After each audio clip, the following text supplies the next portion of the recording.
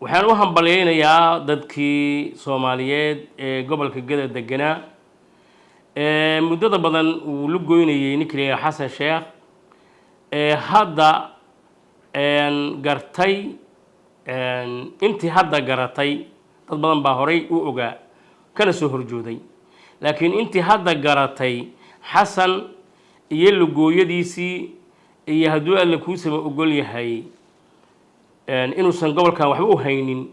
horta aad baan ugu hambalyeynaya inta ka horeysay oo daba taagnayd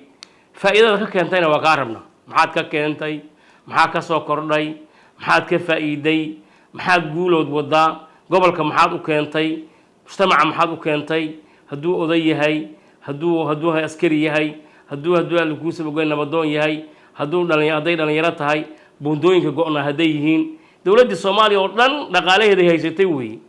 anaga cunaqabateyn bay nagu samaysay oo waatan lacagaha ay ag yaalaan waxa kale oo hambalyeynaya dawladda Jubbaland oo mar walba albaabadeedu u furan tahay hadduu aan ummadeeda qofkii qaldamo iyo qofkii hadduu alla ku sama ogol yahay shalay ay wax ula muuqdeen markuu doono hadduu alla ku sama ogol yahay albaabka uu furan yahay waxyaalaha ay Jubbaland ku guuleysatay waxa kamid ah in ay dadkeedu mar walba albaabka uu furan yahay saacadu doono albaabka uu furan tahay waxa shalay wada ogeyn senator Ilyas oo shalay halkan hadduu alla ku sama ogol yahay mowqif kala qabay maantana hadduu alla ku sama ogol yahay meeshuu joogo iyo aragtidiisa iyo soo Jubbaland hadduu danaheeda uga shaqeynayo dadku caalamka iyo ummadda wada arkayaan annagu waxaan nahay reer Jubbaland haddaan isku aqli celiyaan nahay qofka naga qaldama nagu qaldama waa u nasteexaynaa waa nasinaa hadduu alla ku sama ogol yahay meel la fadhiisi u baahan waa fadhiisinaa hadduu hawshii iska sii wadan hayna sida hadda kuwa garbaaray ka dhacdayna hadii asaga markuu bal ka soo daalo qaladkii iyo meeshuu wax mooday albaabka laguma xirey waa u furan waxaan u hambaleynayaa dadkii Soomaaliyeed ee gobolka Gada deganaa muddada badan uu la goynayay ninkii Xasan Sheekh hadda gartay intii hadda garatay dad badan baa horay u ogaa kana soo horjooday laakiin intii hadda garatay Xasan iyo lugooyadiisii iyo hadduu alla ku sama ogol yahay inuusan gobolkan waxba u haynin horta aad baan ugu hambalyeynaya waan u bogaadinayaa garashadoodu qofka bini aadamka ah inuu qaldamay ceeb ma ah laakiin inuu qaladkiisa ka noqon waayo ama uu garan waayo waqtiga uu ku haboona taas ayaa ceeb ah marka dadka ayaga waxaan leeyahay hawlka waqti kastaba in ka lumo laakiin haddaad maanta garateen aad iyo aad baan inkugu hambalyeynayna waxa kale oo hambalyeynaya dawladda Jubbaland oo mar walba albaabadeedu u furan tahay hadduu aan ummadeeda qofkii qaldamo iyo qofkii hadduu alla ku sama ogol yahay shalay ay wax ula muuqdeen markuu doono hadduu alla ku sama ogol yahay albaabka uu furan yahay waxyaalaha ay Jubbaland ku guuleysatay waxa kamid ah in ay dadkeedu mar walba albaabka uu furan yahay saacadu doono albaabka uu furan tahay waxa shalay wada ogeyn senator Ilyas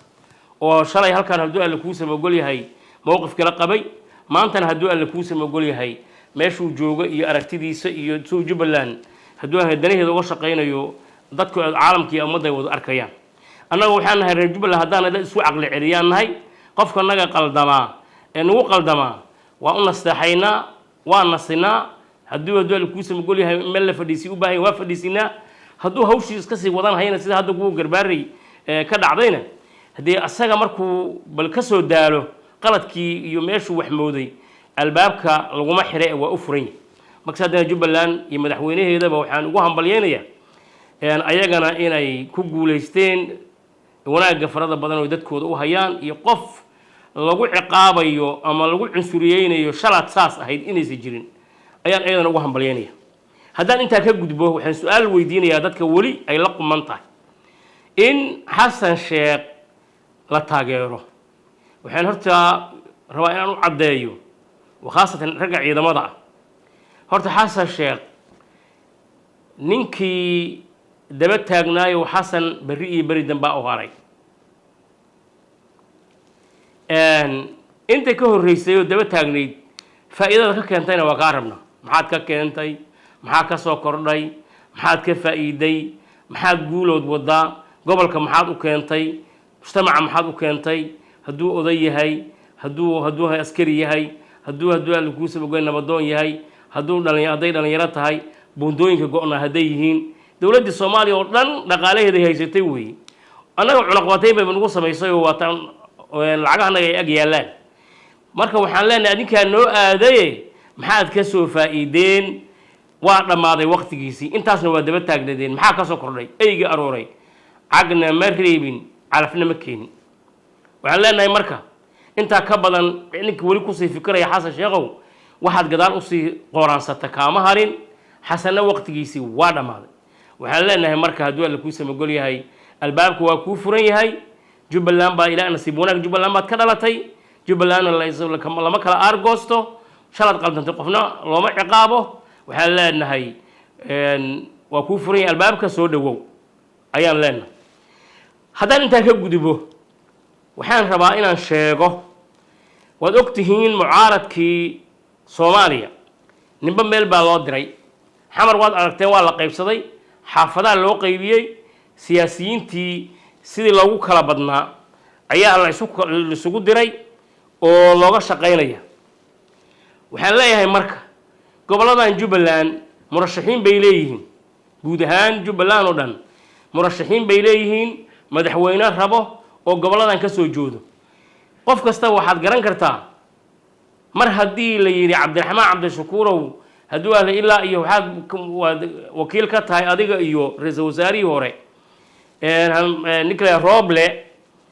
meesha laga bilaabo meesha la yidhi hadduu ahla kuu sabagol yahay lamber 4 iyo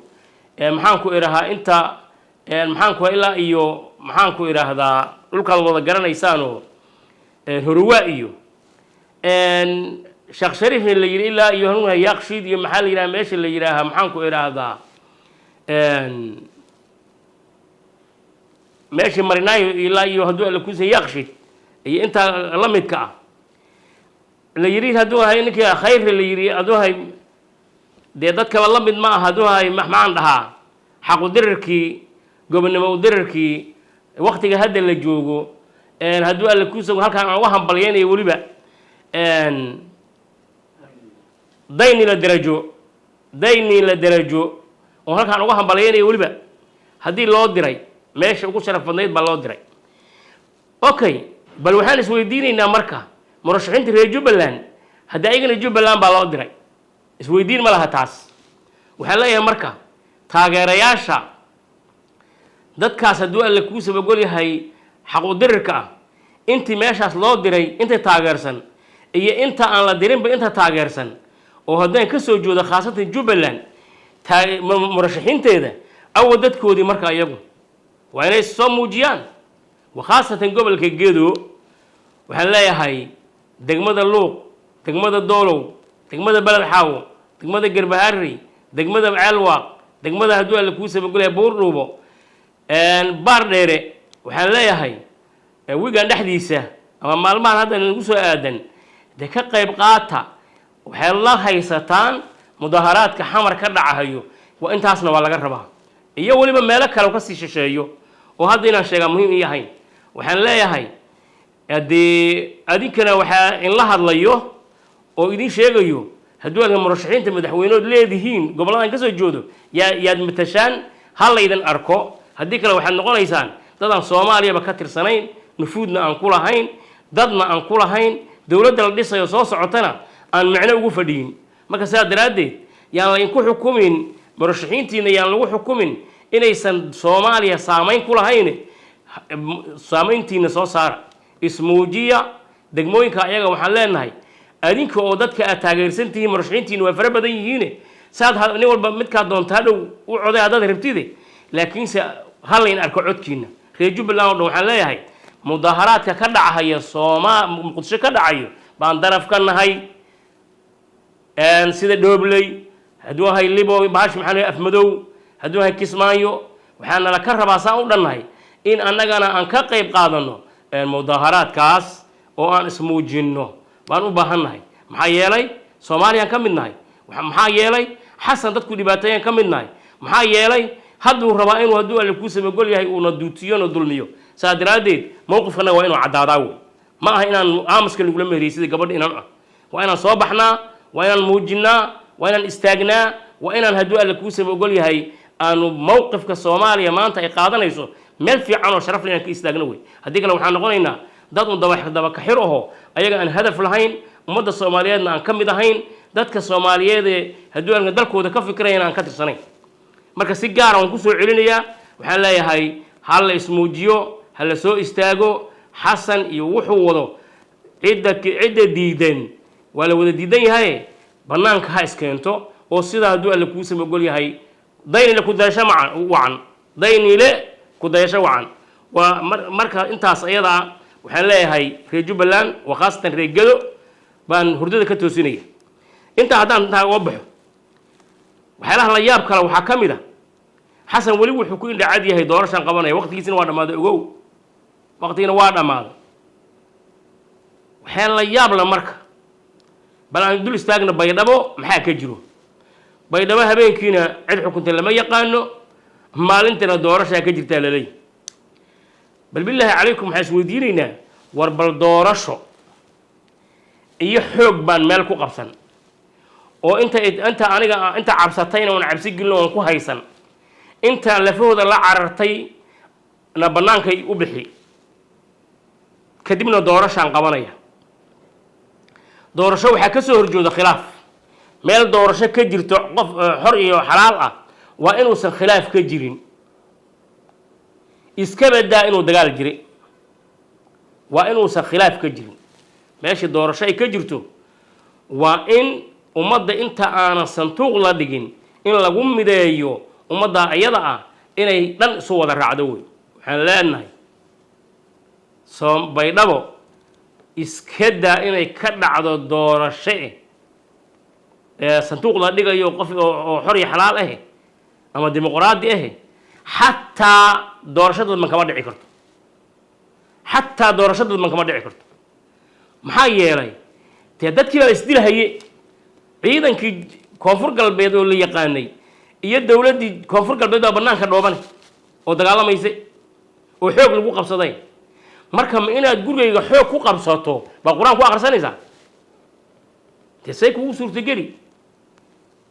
iska daa in doorasho laga qabtee mid dadban kama dhici karto ilaa ummaddaa la isu keeno marka macnaheeda waxaa weeye dadka waan laynayaa waan kala didinayaa xoog baan ku qabsanayaa inta iisoo hartoo naftooda u baqdo baan leeyahay waraahay filan jila masrixiyad iyo jilo oo waxaad tidhaahdaan faylo saf gala taasi la yaab ma laha waxaan wada ognahay oo qof kastoo soomaaliya ogya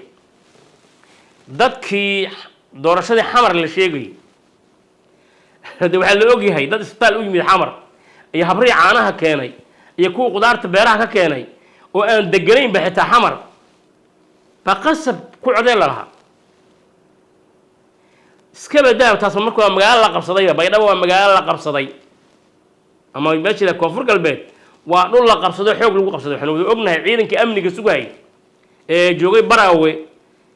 waa kii iska soo dhiibay hadduu alla kuu samagol yahay jubbaland doon bay ka soo qaateen halkaa ayada lagu soo daadguriyey markaasay kismaayo ka soo degeen marka waddanka ama dadka amniga ilaalin hayay aad ka barakicisay oo aad ka soo didisay oo intaasoo kilomitir ay soo cararayeen baa doorasho u qabanaysaa miya dadka ciidankoodii iyo awooddoodiina waad burburisay ciidankoodii waad qaxisay doorashaad u qabanaysaa waa ibtilo qof adiga xoog aad ku qabsatay inaad tiraa haddana anaa cadaalad u samaynay ma suurtagal baa adduunka meel ka dhacday ma jirto xoog baan inku qabsaday dad waxgaradkiinni baan kala cayrshay ciidankiinni baan jebiyey kadibna anaa in cadaalad samaynaya oo doorashaan idiin samaynaya dee meesha ay caqli ka tahay oo diin ka tahay oo nidaam ka tahay oo sharci ka tahay caalamka oo dhan ba hanaloo sheego xasan iyo tiimkiisaan ka rabnaa marka waxaan leenahay baydhabo waa meel koonfur galbeed waa meel maamulkeedii la cayriyey ciidan lagu qabsaday la burburiyey haddana dagaal ka socdo oo la isku haysta wey meel la isku haystana doorasho kama dhici karto meel nin u qabsaday ciidanka meesha joogo uma dhalan meesha waa ciidan la keenay reer koonfur galbeed ma aha kuwii xitaa la yimid oo kuwii cararay oo ku cararay meesha la yiraahdo meesha la yiraahdo buur hakabo saa daraadeed meel dadkeedii aad kala cayrisay maatadii caruurtii inaad soo ururto tiraahdo iyo codeeya hadii taasi waxaan u malaynayaa qofkii caqliga waa garan karaa doqonna loo sheegi maayo waxaan leenahay marka arrintaasi wax ka jira ma jiraan wax ka jiro ma jiraan doorashana kama dhicin kamana jiri doonto waana ogaan doontaan say arrinteeda noqon doonto taasna intaasan kaga tegaya waxaan u gudbayaa xamar waxaan filayaa maalintii aan xasan lahayn warubkaadi war xasan wadaa hore u sheegay oo hore waxaad u tiri dadkan qofkii cararo aragtaan ajnabi u galo qof Soomaali ahaa cayrshay hore waxaad u tiri adoo farmaajo la hadlahayo hadda waxay taagan tahay teendadii meel ka fog hageyni annagana intaa tiri baan kugu soo celinay horta waxaad ogaataan kuwayow xasan aaminsan oo caraysanow xasan wax laga sheegay male laakiin intii asaga shalay aan isku raacsanayn oo shalay aan annaga asaga wada sheegaynay intii ayada ahayd baan wali sheegaynaa man zaada fa alayhi bidaliil xasan shalay markii farmaajo la dirirayay wuxuu ka tirsanaa mucaaradka intii la isku raacsanaa baa hadda la sheegayaa qof dhibic ugu daray ma jiro bal wuxuu asaga sheegay lama sheegi karo cid sheegi karta mar xasan intuu asaga shalay intii mucaaradka shalay jiray la wada sheegayay intii ayay baa lagu soo celinayaa meeshii ayada hayd baa la taagan yahay xasan asaga mucaaradka ka baxay asaga khilaafay mabaadidu shalay aaminsana asaga khilaafay wuxuu shalay xaq u yaqaanay asaga khilaafay wixii shalay uu sax u yaqaanay asaga wuxuu qaatay wuxuu shalay u yaqaanay waa dambi asaga shalay qaatay wuxuu u yaqaanay shalay waa dawlad waa qaran dumis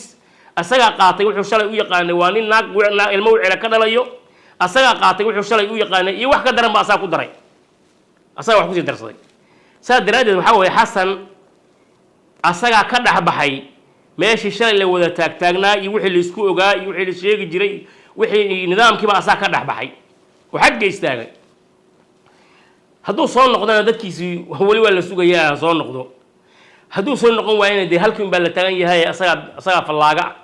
asaga ka dhaxbaxay dadkii oo ka dhex tegay su-aasha marka maanta meesha taalla waxay tahay shirkan shirki ka horreeyey waxa uu looga yimid dal iyo dibad aad iyo aad baa loo adeecay madaxtooyo iyo kursigiisa loogu tagay asaga shir guddoon ka ahaa waxaan isweydiinaynaa maanta xaggay maraysaa maxaa soo kordhay maanta xaggay maraysaa maanta waxay maraysaa in laba nin kaliya loogu tagay laba nin hadday shalay raggii meesha tagay ay sodomeeye ahaayeen ama ay kontomeeye ahaayeen maanta laba nin waa loo quuri waayey ma astaahilaa la yidhi inay intaa ka badan hor fadhiisto maxaa yeelay laba beri baaba u dhiman maanta wuxuu aqbalay shalay wuxuu diiday inuu meel kale shir kula qabto madaxtooyuu fadhiyo atoor u ahaa xasan marka maantana wuxuu aqbalay inuu xalana tago laba nin keliyana ay la fadhiisato hadda waa laba nin ay la fadhiistaan farmaajo la u digayo wuxuu ku yidhi xasanow waxaad tahay maanta libax laakiin waxaad noqon doontaa haddaad waqtiga kaa dhammaado bisad annagana madaxweynaha annagay baa tahay oo bisad aad noqoto kuma rabno asagoonba xasan gaarin waqtigu farmaajo ka baqahayay oo haddii alla ku sanahay 15 May waqtigiisii la gaarin ayuu maanta bisad iska daayay jiiriya shir guddoonna maanta ma aha meeshana waxay ku tageen 4 nin baa maanta ay maraysa hadday shalay 50 ahayd iyo hadday 40 ahaydba maanta labay maraysa waxaan leenahay dad maanta labadaas ayada ah wali fursad baad haysataa 4 nin saaka guul baad ku dhalin kartaa ummadda Soomaaliyeed guul u ah hadday maanta taa ku seegto xasanow هذا ما أنت كسيكتا أفرتاز وصومالي إن كستو أجنبي كجرو لكن أفرتا حرنا هذا كسيكتو مدة كدن بيس الصومالي ما وكاقدرينا هيالي أفرتان وحلا ميسو أفرتان لهشي أفرتان وحلا وحي هذا يكون دافتو وحنكو عدينينا إن ماشي ملك فوق يدون تجدون وحلا الله يا عيدمada Soomaaliya ciidamada Soomaaliya bal aan garanay ninka hadda Xasan uu dhibow ka soo saaray oo Xasan hortii aan ciidan arag laakiin saraakiisha waxaan u sheegaynaa waxay ku jira sa horay u sheegnay Cabdiqaasim ka soo bil dawladda Siyaad Barre qaar ka soo bilaabo oo Siyaad Barre uu darajo soo siiyay Allah u naxariisto Cabdiqaasim uu darajo soo siiyay Sheekh Shariif uu darajo soo siiyay Abdullahi Yusuf aan ka soo booday Allah u naxariistay uu darajo soo siiyay حسن شيخ هو ودرجة سوسي فرماجة ودرجة سوسي حسن شيخ هذا أكوكين سرب أدمرك هالقف أدل فريستان ووحي مال الفضيحة هذا حمر كسر ميسان وذكي هدوها شرفت لها ذلك شرفت كقادان وتجني كذا قرن كأمضي شعب كالصومالية دي سياسيين الصومالية البابدو يكون جويسان ورما جرتو وحارن أرنت أيضا نك هذا تاجرسين بهروش شيء هين بس waxaan isweydiinayaa hadii ay labada bari dhamaato maxaa sameyn doontaan wali halkaas taagnaan doontaan masaasa u sidaqmi doontaan maxaa idinku qasbahayo askari Soomaaliyeed baa tahay ninkii yimaadaba waa kii anigu wuxuu yiri kii hooyaday gursada waa adeerkay nin kasto yimaada waa madaxweynaha sabab aad marka dawladnimada Soomaaliya u burburisaan ummadda Soomaaliya u burburisaan dadka ula dagaalantaan ummad shacabka u laysaan مظاهرات وديدان maxay ku qasbahayo sababta ku qasbay maxay tahay haduu kan yimaadana madaxweynaha way kan haduu yahay madaxweynaha anna askarigu xuquuqdaada haystaa tahay waajibaad iyo xuquuq baad leedahay aan ku xirnayn madaxweyne gaar ah mid soo socdo imaan doona aan ku xirnayn kana aan ku xirnayn baad leedahay haday jiraan saraakiil ayaga naas nuujin haysato ciidamada waxaan leenahay amar qaldan ma qaadan kartaan qof danaysta ah dantiisa ma raaci kartaan bulshada Soomaaliyeed bad ciidan u tihiin ayaga ayaa matalaysaan ayaga ayaa ka timaadeen waxaan ognahay guriyihii la duminayay waxaan wallahi saaka waxaan la murugooday oo aad u la murugooday wiil yar oo dadkii guriyaha laga dumiyay xamar ah oo yiri aabahay wuxuu ka shaqeynayay wuxuu u dagaalamahay qaranku u dagaalamahay nimanka nabadidku la dagaalamahay aabahay qaranku u dhintay aabahay markuu qaranku u dhintayna guriganagi waa nagala soo saaray banaac ilaan daasana waa ilma yaroon qiyaasay inuu yahay duu kor u kaco 7 jir ama 8 jir caruurtaasaad matalaysaan sabab marka aad doon bulshada adinki baa kamid ah bulshada guryihiinni baa la dumiyeen ognahay markaas laga yaabo sarkaal boos la siiyay ama naas nuujin gaar u dhimanayo u dagaalamayo amarkiisa maxaa u qaadanaysaa hayeelina arinta ayada hadii uu sarkaal asaga la naas nuujiyay wala naas nuujiyay adiga ku naas nuujiyay mushaarka ka badan bad heshaa maxaad kaaga u laynaysaa maxaad habarartaa u dilaysaa maxaad eedada u dilaysaa maxaad ayida u dilaysaa maxaad awga u dilaysaa maxaad carruurta agoonta oo saaxiibadin ay ka tageen oo guryaha ugu duminaysaan biisa ma facaltum waxa aad samayseen baabaas leh ragii agoontii ciidanka dawladii Siyaad Barre agoonta waxay lahaan jireen xarumo gaar ah deegaan gaar ah guryo gaar ah ee ciidamada agoontooda ay lahaayeen maantana ma adinki baa gacantiina ku duminaya guri askari garabkaaga ku dhintay oo shalay dhaawacaaga soo qaaday caruurtiisa agoon ma gurigiisa ku duminaysaan oo Xasan Sheekh oo caruurtiisa aad dhagiina ku maqlayseen ku faanahayo caruurtayda waxaasay barteen waxaasay haystaan ku faanayo miyaad agoontii ciidanka guryahooda u duminaysaan biisa ma antum adinka dad ciidan ugu xumaaday adinkaana u baas badan ninka waxa sameeynayo Soomaali ma aha wadani ma aha askari ma aha